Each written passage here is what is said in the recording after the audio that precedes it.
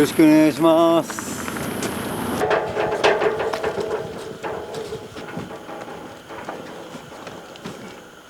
踏ん張ってんね。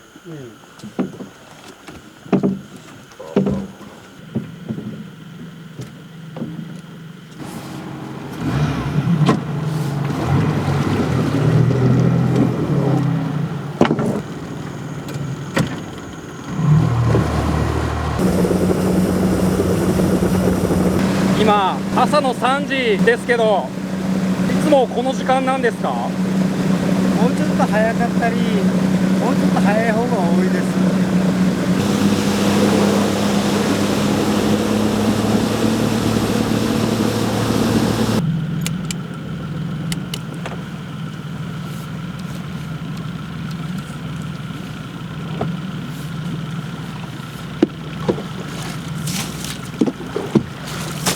その止まってる状態か、少しだけもう下げ潮にかかった状態ですね。今満潮ですね。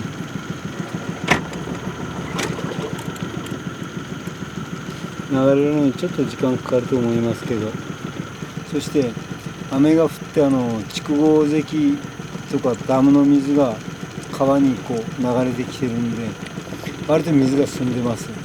それ水が澄んだら日が昇ったら明るくなったら網にかからないんです、越が。特に腰を時期だからこんな暗い時に越路をやってます。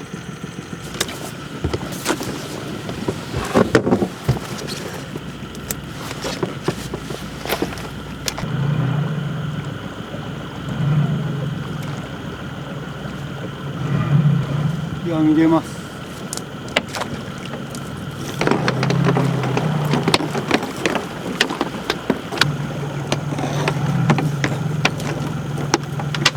網は何メートルぐらいあるんですか？200メーターですね。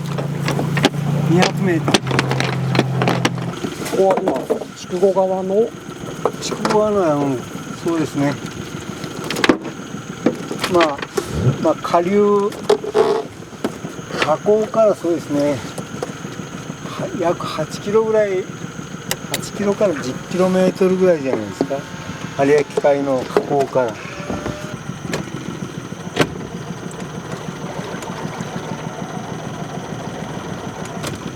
一網で40匹、多くて50匹。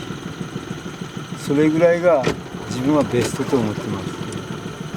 網を上げて越が生きてる状態ぐらいの数ですね。40匹ぐらいが自分は最高です。思ったようにはなりませんけど、多かったり少なかったり。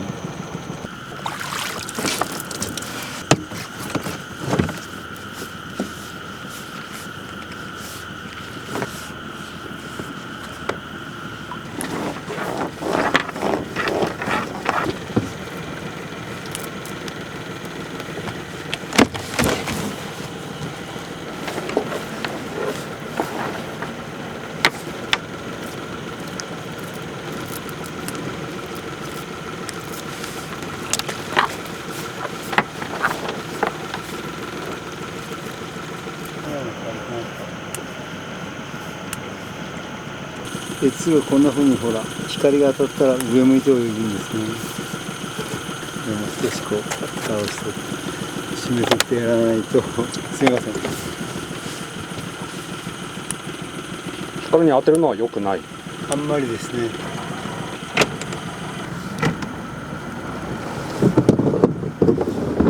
大丈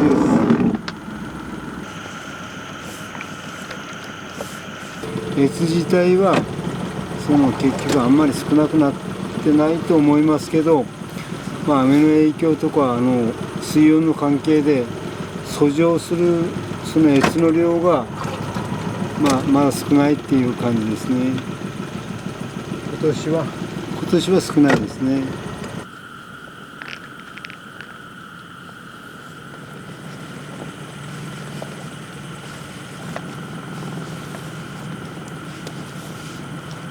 いいですよ、いいですよ。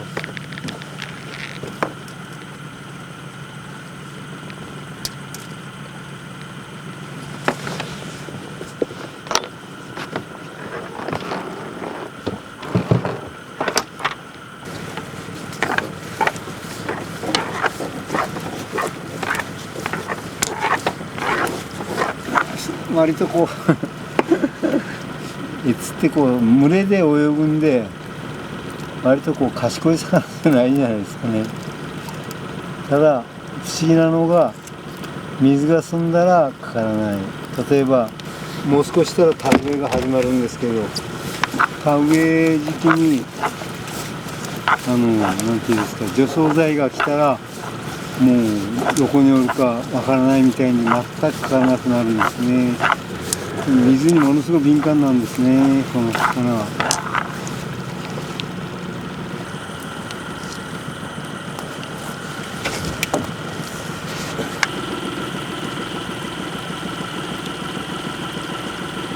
自分はエツの洗いを主体にお客さんに出してますんで、鮮度でものすごく食感が変わるんです。味が変わってくるんですね。だから特に洗いにこだわってやるんですけど、その洗いっていうのが鉄が硬直したらもう洗いにならないんですね。硬直っていうことはつまり死んでしまったら。はい、そうですね。だからこんなふうに硬直しないやつをもう洗いにするんで、早く急いで。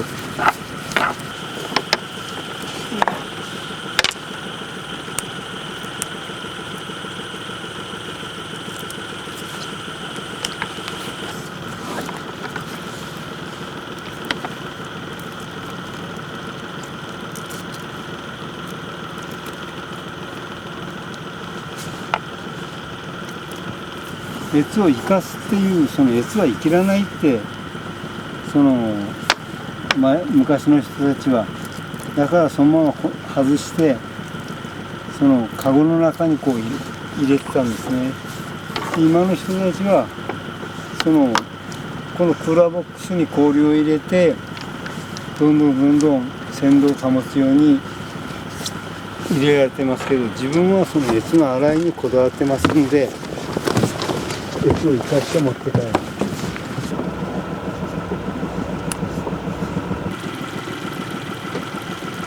乗船できる大きい船とこの小さい船を2艘合わせて漁をして、この漁を結局遊覧船に乗せられる方が見られて、その遊覧船上でこの越をさばいてお客様にお出ししてました。そういったスタイルで自分の父親母親やってましたね。だからその伝統で越の洗いにこだわって、自分の父親母親も越の洗いにこだわってやってたから、それが一番自分の原点ですね。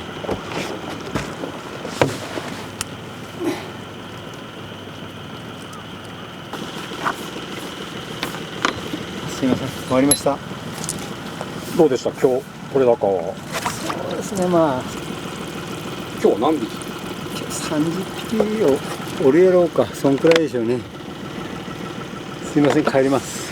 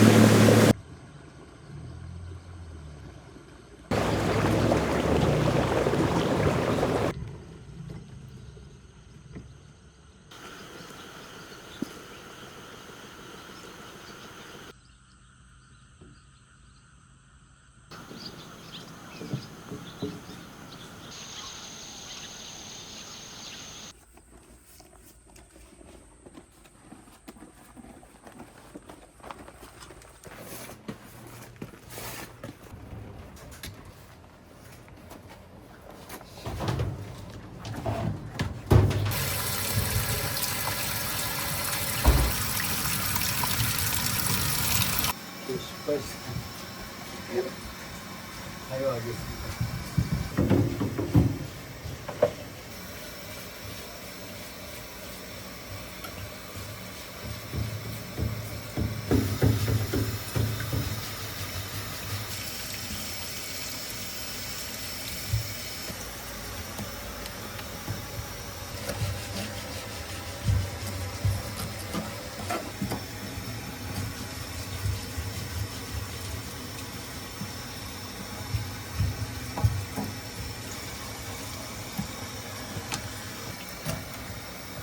血が全く出ないんですね。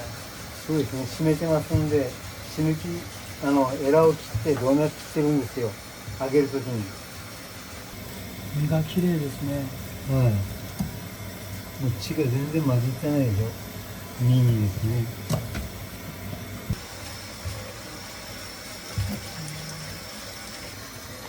こういったメスの子持ちですね。はい。これは甘露煮用にするんです。だからこう尻尾だけちょっと洗いにして。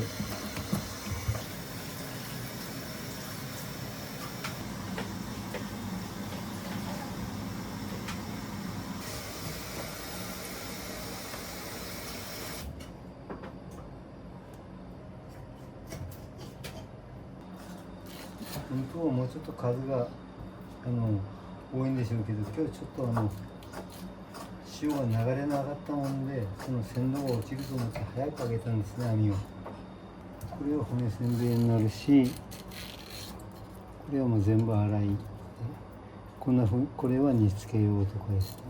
部位によってちょっと違いますけど。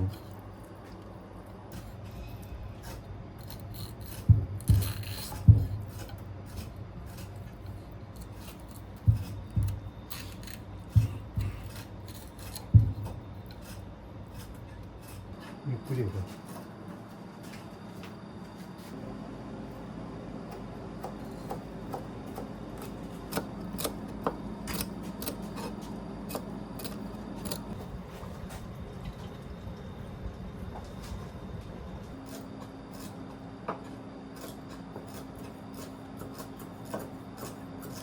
こんなふうに押さえつけて切ったやつは身が柔らかくなります。身と皮の間に毛みたいな小さい骨がいっぱいあります。だから身が柔らかくなったら、その骨がこう身から出てくるんですね。押さえつけて切ったらこんなふうに押さえつけて切ったら出てくるんです。だからこんなふうにこう包丁を滑らせて皮の方を滑らせてこう切るんですね、自分は。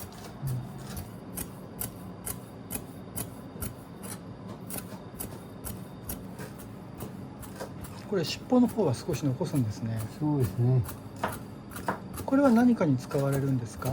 これはミンチ用にミンチにして、その別のすり身団子を作ったりなんたりするとに入れます。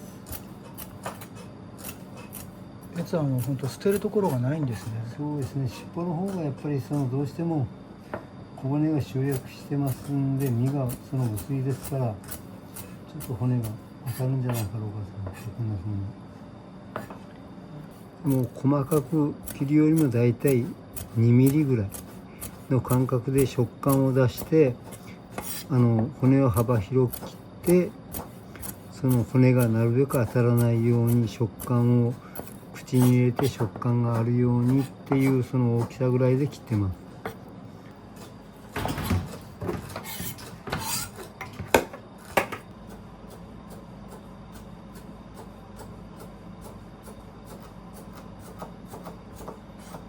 もう朝はこうやってご夫婦で作業されてらっしゃるんですか？そうですね。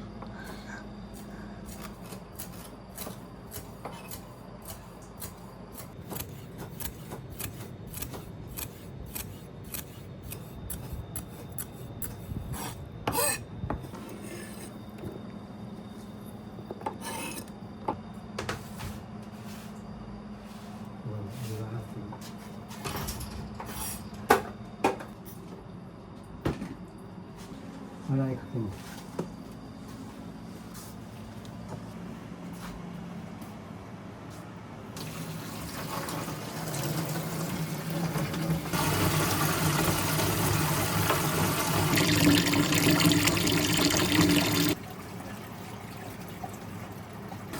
この氷を入れたりして締める人もおられるかと思いますけど、自分はこういうふうに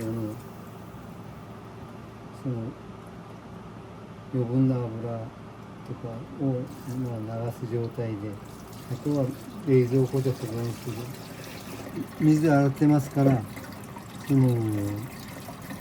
なんていうんですか、少しだけ水っぽさをこう切ると、冷やして食べるっていうのがこう一番美味しいかなと思います。こう取れた状態の方が美味しいと感じられると思いますけど、自分は冷やした方が好きですね。じゃあもう切ってすぐ食べるよりかはしばらく冷蔵庫に置いてその少し落ち着かせて食べた方が自分は好きです。硬直したやつやったらもうこんな風に身がもうすぐ立たないんです。べったりになります。身が立つ。はい、パラパラの状態じゃないですか。硬直して死んだやつはこんな風にパラパラになりません。身がべったりつきます。これで何人前ぐらいなんですか？これで約10人前ですね。約22匹のやつですから約10人前。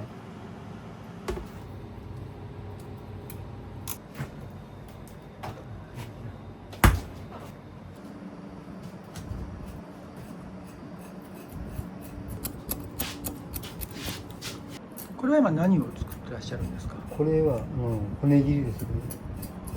鉄の骨切り。甘露煮するやつですね。はい。もう骨切りされるんですか？はい。だからこんな風にこう中骨に当たるように切ってます。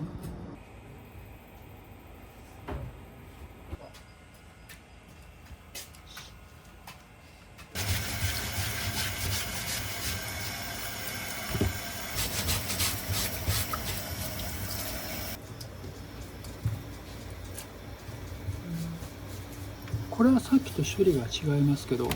これは調理用でですね。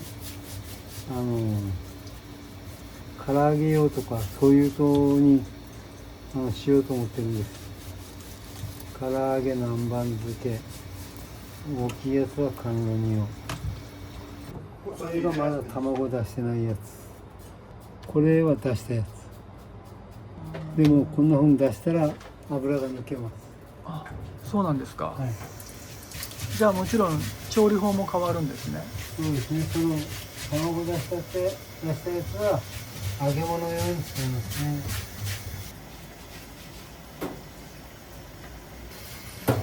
で、うなぎの養殖は大体本来は私は専門です。で、父親が漁師やってたもんで、後を継げっていうことでこの仕事に入ります。その金広って野号は、自分の父親が金ヶ谷広和で、その船の名前が金広丸って言ったんですね。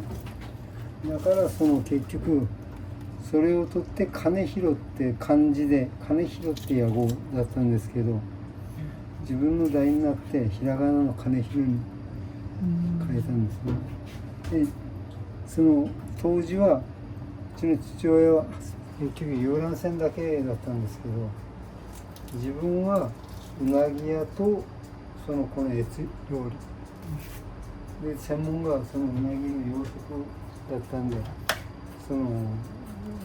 会社自体がさばいたり焼いたり、その問屋さんも来てましたから、さばいたり焼いたりも教えていただいて、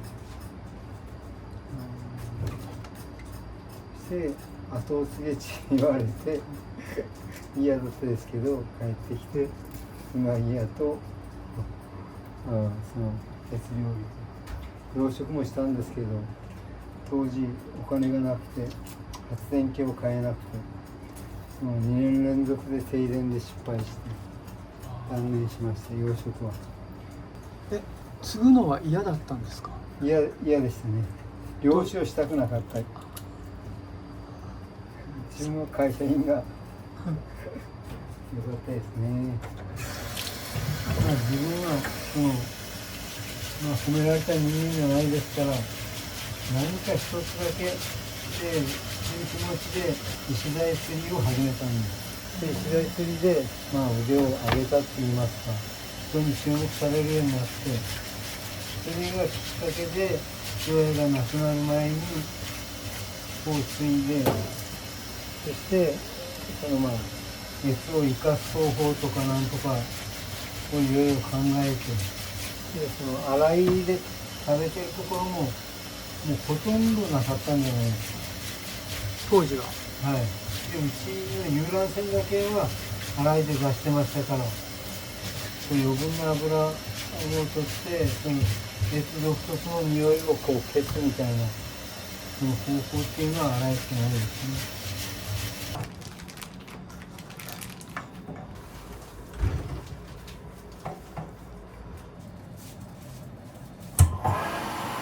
これ何ですか？真空機。真空パック用の機械。夜とって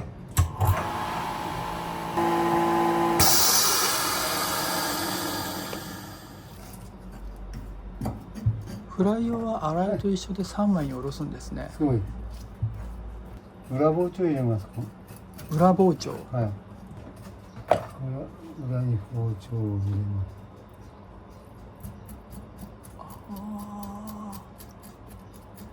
骨切れてるでしょ。はい。裏から骨を切るんですか？そうですね。皮一枚だけ残して中にまたいっぱい骨がありますんで、これをこういうふうに切ります。食べやすいようにここを切ってまたこ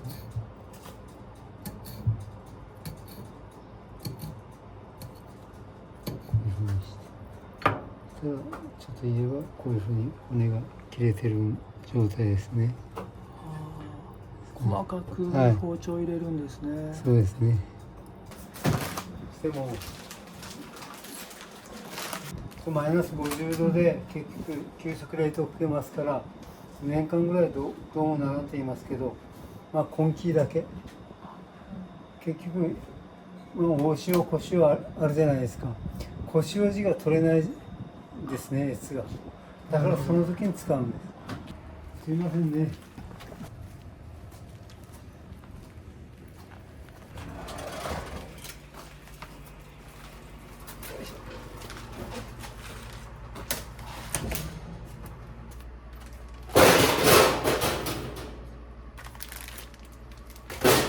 これだけの量は自分と家内だけでは無理ですから。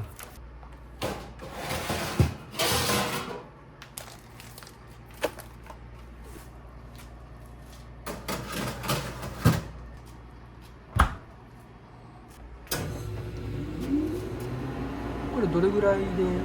大体もう30分でもう完全に凍ります。30分で。はい。30分でもう中の芯まで凍ります。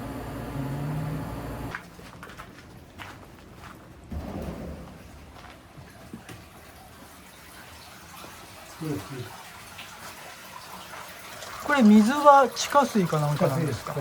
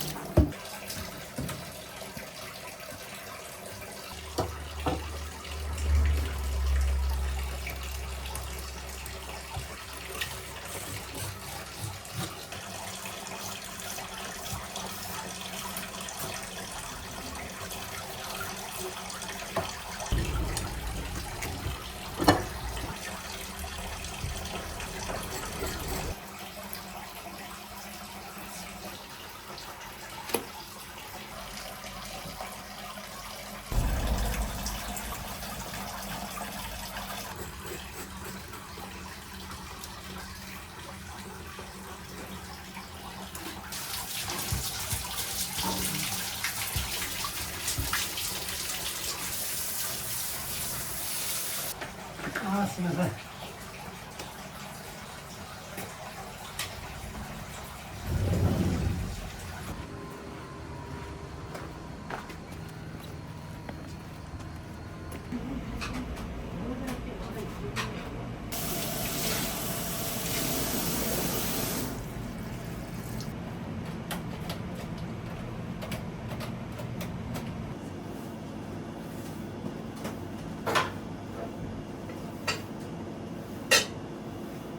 入れます。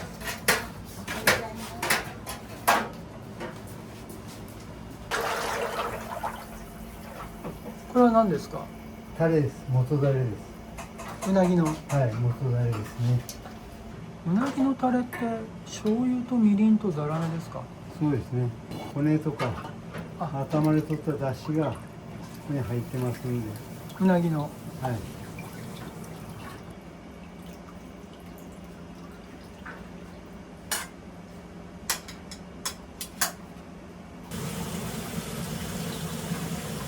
これは今からどうするんですか？せいろ用のご飯ですね。あ、せいろ蒸し用のご飯。せいろ蒸し用のご飯を今から食べます。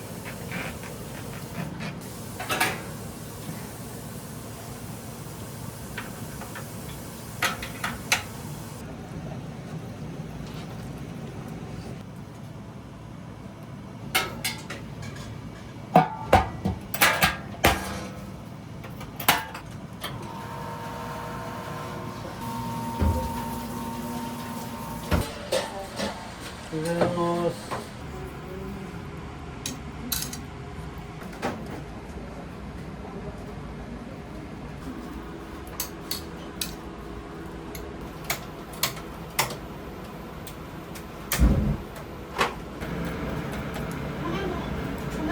うん。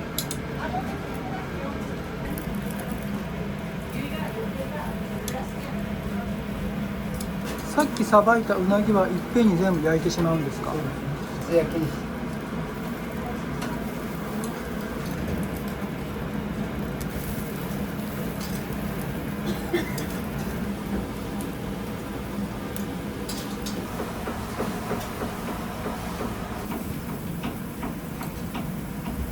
これは定食用のお吸い物ですか？そうです。具材は何なんでしょう？わかめとネギとレモンですね。で、うなぎの方はうなぎの肝。それと越の方は、白子が入ります。これは越の実ですか？そうです。人参です。人参ですね。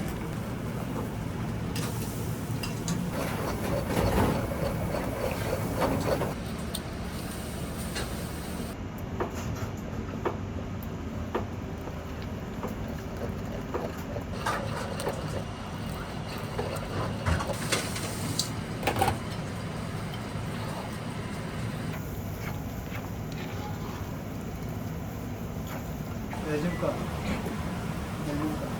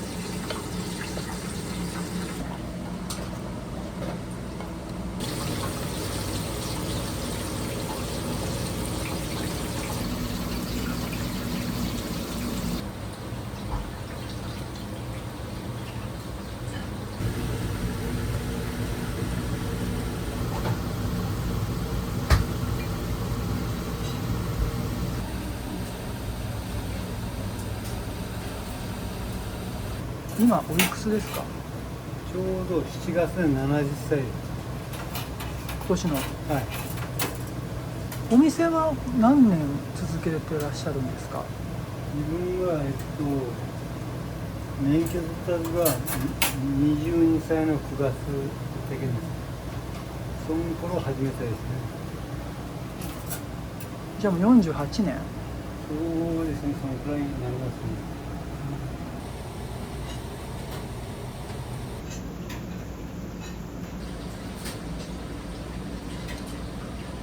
ごま味噌だれになります。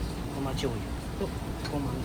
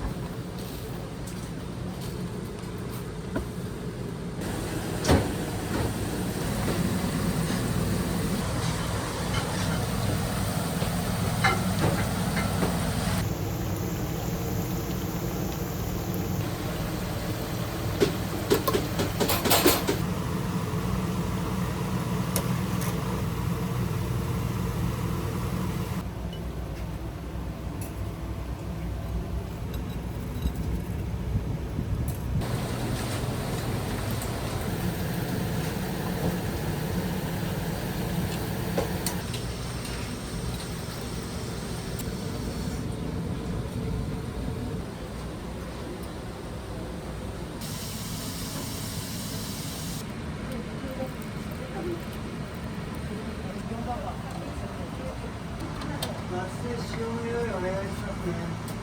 松で塩の用意お願いします。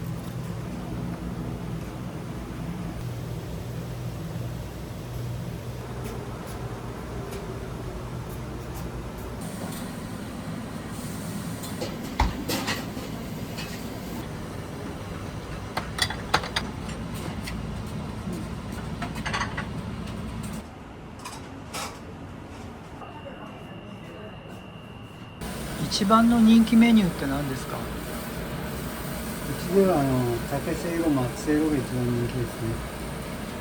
松せいろは6切れ、竹せいろは4切れですね。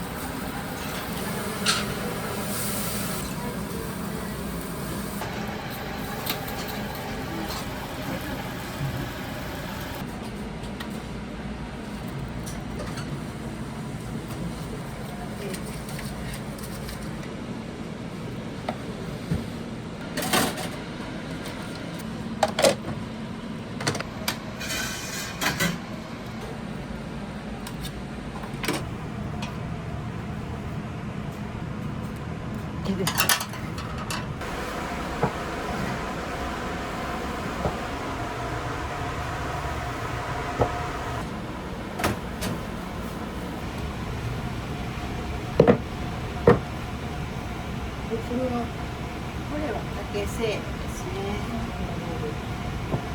切れ数が違います。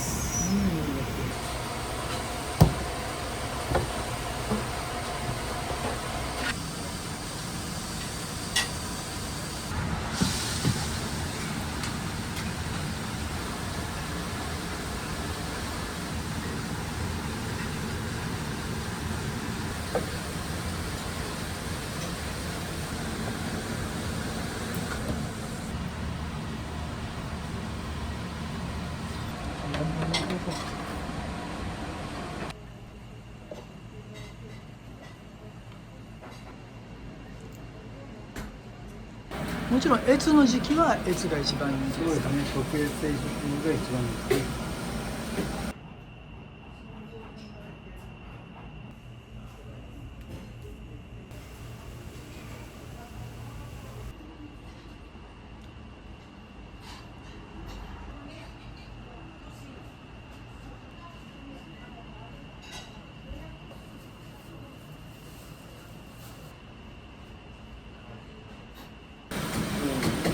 一番のこだわりって越に対してのこだわりっていうのはお客さんが来ていただいてそうですねすいません越がないですっていうのが一番胸が痛いです。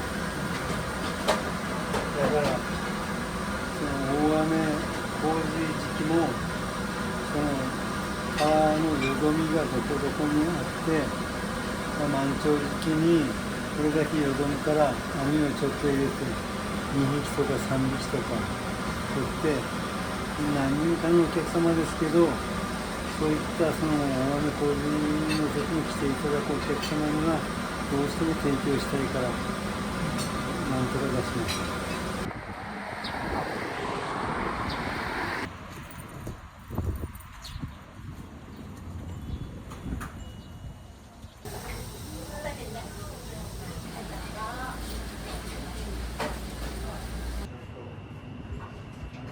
失礼します。はい、どうぞ。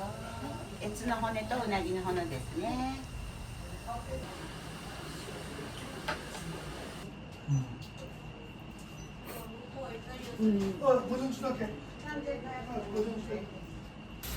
季節のものだから今しか食べれないっていうこの価値がついて付加価値がついてからの味なんでしょうね。美味しいです。もう毎年食べようと思っているので今年もありつけてよかったです。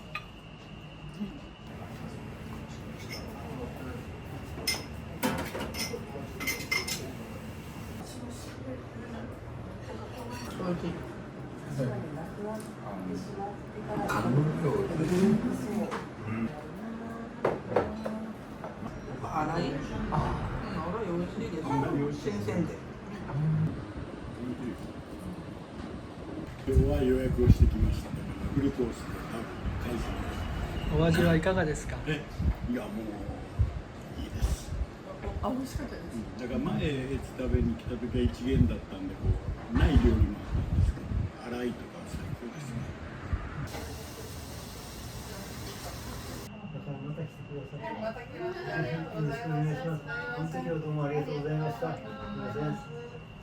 あと何年ぐらいはお店を続けられるおつもりですか？そうですね、もう本当はうちのが入院して膝が悪くなって歩けんような状態になって命に関わるぐらいのあれがあったんですけど、まあ幸いにお店に復帰してくれてですね、だからそのもう自分の気持ちはうちの家内に負担をかけない程度